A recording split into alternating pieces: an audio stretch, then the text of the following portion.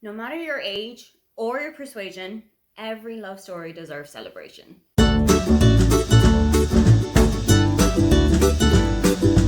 Hi, welcome, come on in. My name is Aoife, and today I am taking you through my absolute starter pack for LGBT romances. A romance that has any form of queer representation in it is definitely something that I look for, not just within Pride Month, but throughout the entire year. I feel like these are the kind of stories that we should be listening to. The voices of people who may feel marginalized, who may feel threatened, who may feel excluded from the world. These are definitely the stories that need to be told. I am first going to start with some LGBT stories and some LGBT authors who are catered more towards a YA audience. Some of my favourite authors are in this list, and I will dip back into them even if I just need a little pick me up. First up is Kira Smith. Kira has written two books so far, The Falling in Love Montage and Not My Problem. The Falling in Love Montage follows Ruby and Saoirse. Saoirse has been a lifelong lover of horror films and slashers, but when Ruby moves into the area, they spend an entire summer following all of the cliches that rom-coms have gotten for us. So they will go to Ferris wheels, they will go for picnics, they will take long walks in the park, and it turns out that there might be a little bit more in rom-coms that Saoirse was expecting. Not My Problem follows Aiden, who has a pretty difficult home life, and school isn't going super well for her either. She is always in the shadows of Maeve, who is the class overachiever, and one day Aiden accidentally pushes Maeve down the stairs and breaks her ankle. Now, everybody in the school thinks that Aideen is actually doing favors for Maeve, so they start asking her if she's going to kind of help them with their struggles as well. But while Maeve and Aideen are spending a little bit more time together working on a couple of projects for school, they start to realise they might have a little bit more in common than they were expecting. I really enjoy Kira Smith's books because not only do they focus on LGBT romances, but they also have a couple of deeper issues at their core. One of these books is dealing with a parent who is suffering from dementia. One of these books is dealing with an alcoholic parent. There are so many social issues that pop up in these books, and I feel like they are dealt with in such a respectful manner. Another Irish LGBT author is Adiba Dagodar. Adiba's parents are from Bangladesh, and Adiba actually lived there herself until she was 10 years old. So, as well as LGBT relationships, quite a lot of her books will deal with the immigrant experience and with having parents who are immigrants and how that can focus on you as a child who is feeling like they are within two cultures. I really enjoyed her contemporary works, such as The Henna Wars, such as The Do's and Donuts of Love, such as Hani and Ishu's Guide to Fake Dating. She also has got a historical romance which is set on the Titanic and is kind of like Ocean's 11, but make it gay. And you would think that this would be the kind of book for me because I am a huge Titanic nerd, but unfortunately there were a couple of things here that just didn't sit right for me. Adiba has also co-authored the book with one of her best friends, Farida Abika, and while this doesn't have LGBT relationships at its core, it is still a really great friendship book. You simply cannot talk about YA books that have LGBT relationships in them without mentioning the Heartstopper series by Alice Ozman. This feels like a hug in a book, every single book in the series. There are 5 of them out so far, with the 6th and final one coming out towards the end of 2025. This is following Nick and Charlie, 2 students in secondary school in the UK. Nick is a year older than Charlie, and the 2 of them have met while they're playing rugby together. Charlie has been out for a couple of years and was actually outed by a friend of his, whereas Nick has been questioning his sexuality for quite some time. I really love the relationship between Nick and Charlie, but I also really love their friendship group and also the deeper issues and themes that all of these books have dealt with. Also, if you read the 3rd book, that is my favourite of the entire series. It takes place on a school trip to Paris and it has got 2 wonderful teachers who find each other throughout all the chaos. If you like your books with a little bit of magical realism and fantasy and a little bit of paranormal stuff, then I would definitely recommend Cemetery Boys by Aiden Thomas. Aiden is queer, Latinx, and transgender, and also uses he/they pronouns. And there's a lot of that similar themes in Cemetery Boys. This is following Yadriel, who is also queer and transgender and Latinx, but isn't accepted by his family. Yadriel is determined to prove himself to his family as a brujo, which is the Latino term for a sorcerer or a witch or wizard. So he heads to the graveyard with the help of his cousin and with his best friend Maritza, and they're going to exorcise the spirit of Yadriel's murdered cousin. They're going to find out what happened and they're going to set everything right. Unfortunately, the ritual doesn't go according to plan, and who Yadriel actually sets free is Julian. Julian was the bad boy of the school, and he is not prepared to go gently into that good night. Another transgender author who writes quite a lot of YA books, and somebody who I love from this side of the Atlantic, is Juno Dawson. Juno writes not only fiction for YA readers, but she also writes a lot of non-fiction for young people who are questioning their gender identity or their sexuality in any way. She is probably most well known for the Her Majesty's Royal Coven series. This is following 4 young friends who have grown up and are still trying to harness all of their powers when it turns out that their coven is in serious danger of being exposed and threatened. But she also has the London trilogy, which follows 3 very wealthy, well-to-do teenagers who are all suffering from their own demons. She's also got a Christmas book called Stay Another Day, and if you really love Home Alone, the surname of the family in this book might be super familiar to you. If you want another YA book that has a little bit of a magical realism and a kind of a sci-fi element to it, then take a look at They Both Die at the End by Adam Silvera. Now, there is a slight spoiler in the title that both of the characters in this book are destined to die at the end of this.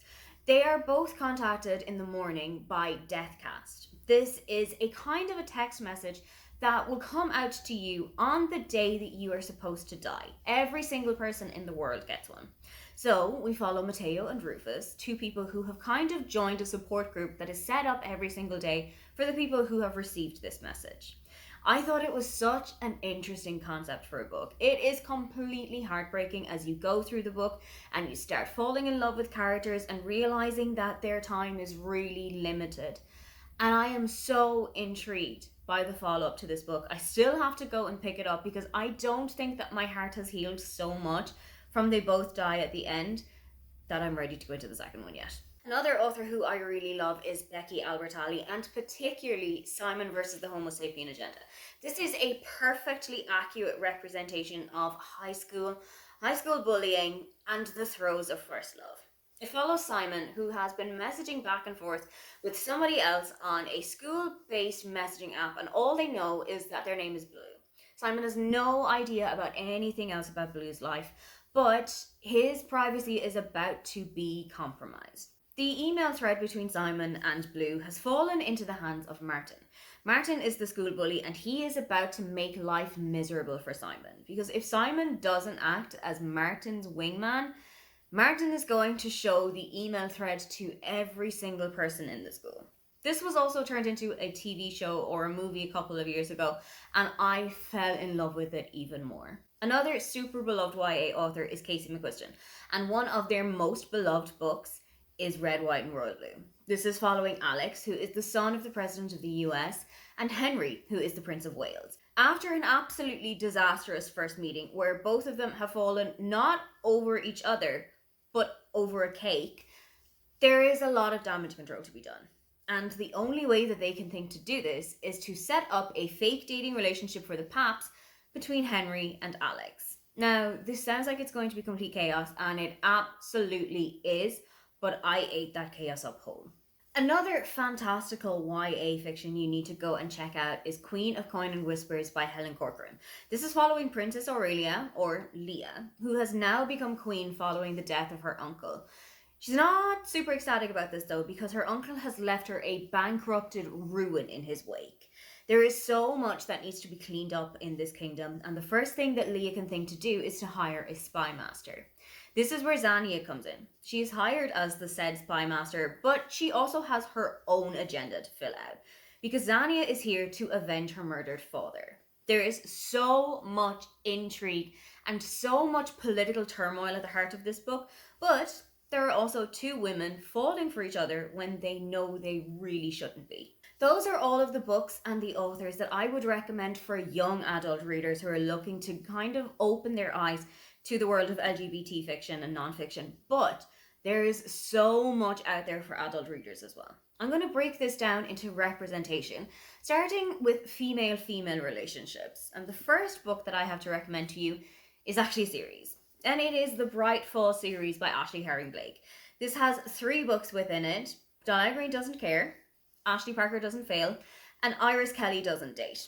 All 3 of these books feature female-female relationships at their core, and what is also important is that some of them also have bisexual representation, such as Delilah Green Doesn't Care, because Claire, the second main character in this book, is bisexual. Delilah Green is a photographer who has been living in New York but has come back to Bright Falls for her stepsister's wedding. She's been given $20,000 to be there for about 2 weeks and take pictures of not just the wedding itself, but also all of the things leading up to it. While Delilah's back in Bright Falls, she meets up with Claire once again. She had feelings for her sister's best friend back when they were teenagers, but nothing ever really came of it. But now, Claire has really caught her eye. Astrid Parker Doesn't Fail follows Delilah's stepsister Astrid Parker, who, as you can tell from this book, the wedding never really went ahead. Astrid has decided to distract herself by throwing herself headfirst into her job. So she is going to be working as the head designer on a local inn, which is also going to be featured on a kind of an Extreme Makeovers Home Edition kind of TV show.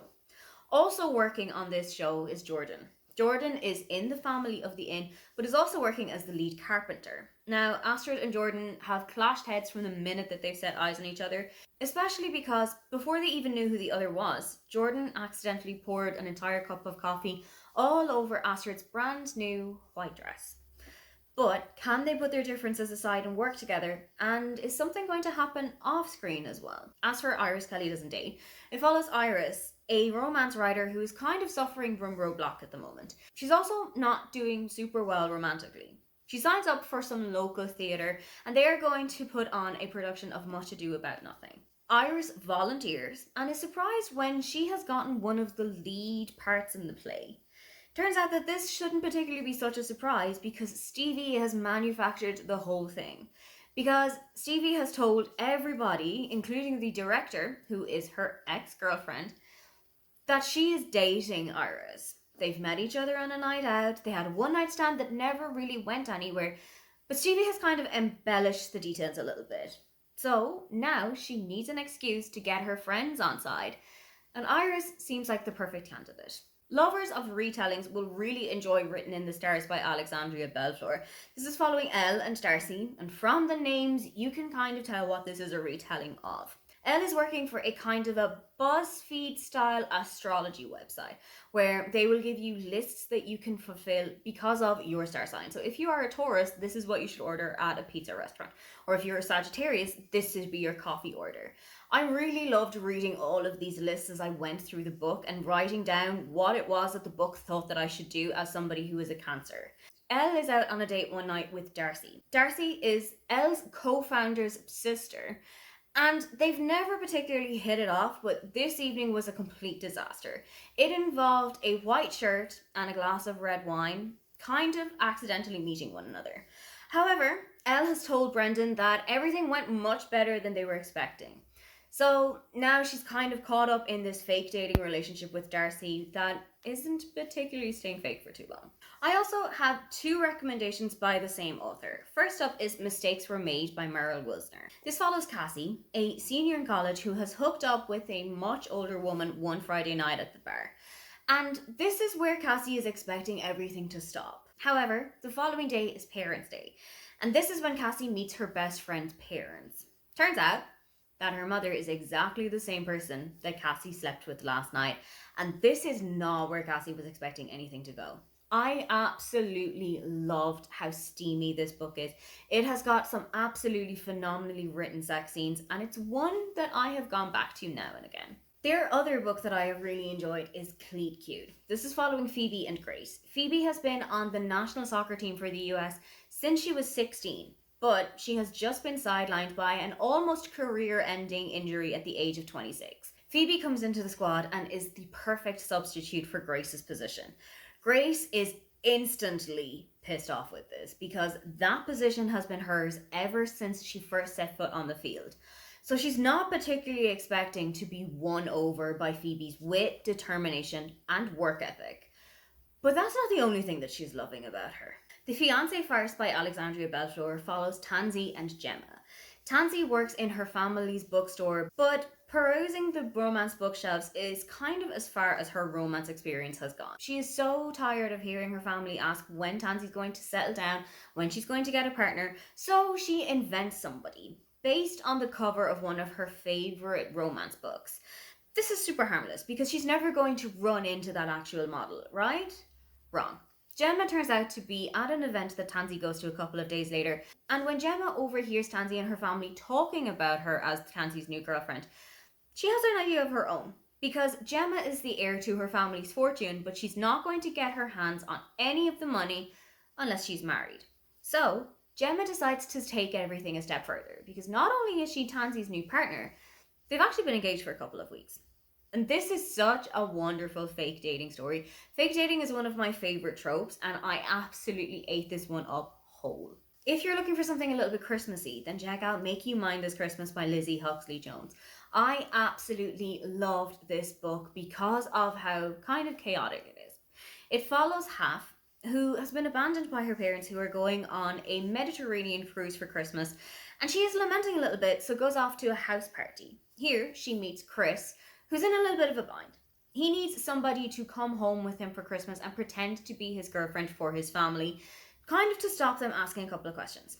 While Half is there, she is reintroduced to Kit. Kit is Chris's sister, and Half had actually seen Kit while they were at the train station bookshop. They'd kind of sparked up a little bit of a conversation and gotten to know each other very, very briefly before Kit had to run off for a train. Half is instantly smitten by Kit, but she is forgetting the golden rule of pretending to be somebody's girlfriend over Christmas. Do not fall in love with their sister. Those are some of my favourite female-female relationships, but I also love a male-male romance in books, particularly Boyfriend Material by Alexis Hall. Luke is famous but wishes that he wasn't because he is the son of a rock star who was super famous in the 70s and 80s. Luke is kind of taking his wild child reputation a little bit too far, and it seems that his reputation may not be reparable this time. But this is where Oliver comes in. He's been brought in by Luke's PR firm to kind of clear up Luke's image. Oliver is clean shaven, he is clean cut, and he has never had a bad word said about him. He even works for a couple of charities. So there's nothing that could ever go wrong here. It's just that the relationship, which was supposed to be fake and only for the pages of a magazine, is starting to become a lot more real. Another celebrity male-male romance I absolutely adored is The Charm Offensive by Alison Cochrane. This follows Dev, who is the producer for a kind of bachelor dating type reality TV show. Charlie has just been hired as the bachelor for this season, and he is going through the entire process word for word. He's giving out roses where he should be, he's taking people on dates where he should be, but Charlie's eye has not been caught by any of the women here. He is actually finding himself falling in love with the producer of the show. And Dev is very much feeling the same about Charlie. This is throwing the entire show into turmoil, and everybody is wondering how this is going to end out. Something Wild and Wonderful by Anita Kelly follows Alexei and Ben. Alexei and Ben keep running into each other while they are walking the Pacific Crest Trail. Ben has also saved Alexei from what could be a venomous snake bite. And maybe it's just coincidence that they keep running into each other, or maybe there is a reason that they are drawn to one another all of the time. I also absolutely loved the coziness and the huge family element of Arthur and Teddy Are Coming Out by Ryan Love. This is about Arthur, who has lived his life married to his wife, but at 79 years old, he is finally ready to live as he really is. He comes out to his family, and most of them are very welcoming and on board with this, except for his daughter Elizabeth, who clearly needs a little bit more time to come to terms with her father's news. Elizabeth's son, Teddy, is watching his mother's reaction to her father's news, and this is kind of setting off alarm bells for him because he has got a very similar story to tell his mother. I absolutely loved how much Arthur and Teddy are there for one another, how much they support one another. There were a lot of familial elements in this book, so it's not necessarily a straight up romance, but if you're looking for something cozy and heartwarming to read, this is definitely the one for you. I also think it is incredibly important to read stories featuring characters who are trans or non-binary. My first recommendation is Love and Other Disasters by Anita Kelly. This follows Dahlia and London. Both of them have come to Nashville because they are going to be contestants on a cooking show, and they each have their own cross to bear when they've come in. Dahlia has just gotten divorced, and she's using this show as a kind of a distraction from what's going on in her personal life and something else that she can focus on. London is going to be the show's first ever non-binary contestant, and they have got all of the struggles that comes with this, including all of the vitriol that they have been seeing on Twitter every single time the camera stops rolling. Dahlia really wants to be there for London and give them as much support as she can, but things might be heating up inside the kitchen just as much as they are outside. For a perfectly summer read, I would recommend My Best Friend's Honeymoon by Meryl Wisner. Ginny and Elsie have been best friends since they were about 14 or 15 years old, and Elsie has just cancelled her wedding to her fiance Derek because he set up the entire thing with absolutely no input from her whatsoever, and she's starting to notice that this is a pattern from him. Their honeymoon is still going ahead because it can't be cancelled, so Elsie decides that she is going to jet off with her best friend in tow instead. Ginny has had a crush on Elsie since they first laid eyes on her, and it feels like this is the real moment that they are going to let everything out in the open. So it turns out that when they get to the Dominican Republic, it's not just the temperatures that are going to be on fire here. A follow-up to the aforementioned Make You Mine This Christmas is Under the Mistletoe with You by Lizzie Huxley-Jones. This is following Chris, who we had met in Make You Mine This Christmas, and he has packed in his high-pressure finance job in London and is now working in a tiny little bakery in Wales. He wants to go back to his family home for Christmas, but disaster has struck. There's been a huge snowstorm has hit the UK, and pretty much every single form of transport has been ground to a halt. This means that Chris is going to be spending Christmas in Wales by himself and with his house guest, because he had put his house on Airbnb so that he could get a little bit more money in the time that he wasn't there. The person who had booked the room is Nash. Nash is a Hollywood actor, and Chris had seen him on a couple of Netflix shows that he'd been watching when he came back from the bakery. Chris has got a massive crush on Nash, and Nash has got his own issues that he has to deal with. And he is away from the US and he's away from the bright lights and big names of Hollywood so that he can get his head back where it should be. While the two of them are stuck in Wales, I absolutely loved not just their relationship fledgling, but also the huge community feel that this book has. When everybody realises that they are stuck in Wales together over Christmas and that all of their plans have had to change, there is just this huge rally of bringing people together and getting everybody's spirits up. And I absolutely loved the scenes on Christmas morning of the town hall filled with people, dinner being cooked, stories being shared, glasses of wine being poured out, and just coming together and making things work. I absolutely loved this book. I thought it was the perfect thing to read when you're in between Christmas and New Year and you're looking for something to read. You just want to curl up on the couch with a blanket in front of the fire. This is the perfect read. Finally, as somebody who is bisexual themselves, it is incredibly important to see that representation on the pages. And it is super important for me to see bisexual and pansexual representation, particularly when it is a straight passing relationship, as it is in Take a Hint, Danny Brown by Talia Hibbert. This follows Danny and Zaf. Danny is a PhD candidate, and Zaf is the security officer in the university. One day, there is a fire alarm, and Danny is lifted out of the building by Zaf.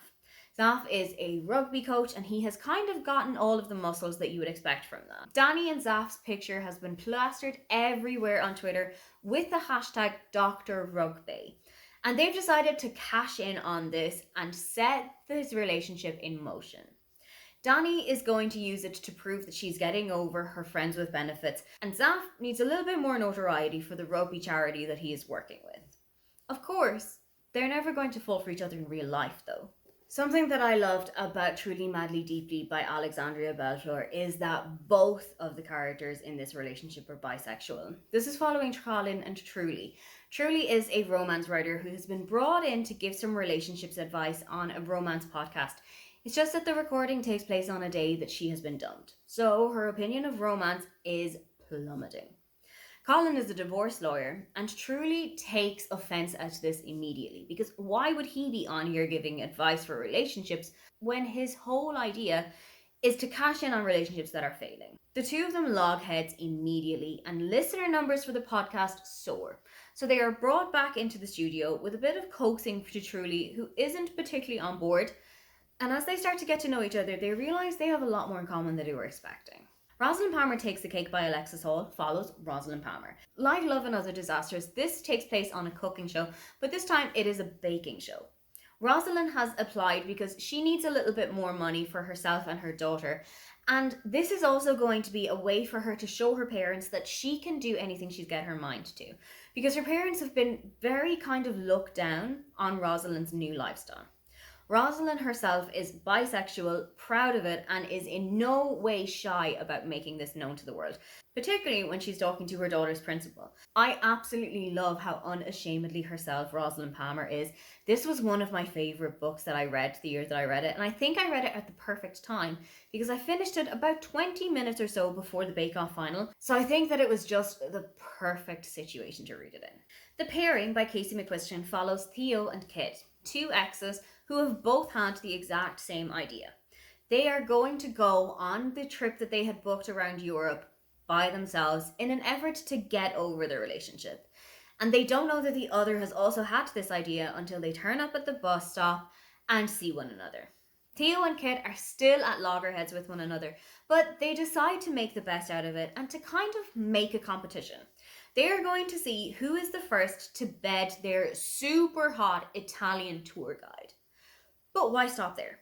They both know that Europe is full of super hot people of any gender, and they decide that they're going to try and one-up one another. But while they have got all of this competition going on, it might be reminding them why it was that they fell in love in the first place. Finally, I also absolutely loved The Seven Husbands of Evelyn Hugo by Taylor Jenkins Reid.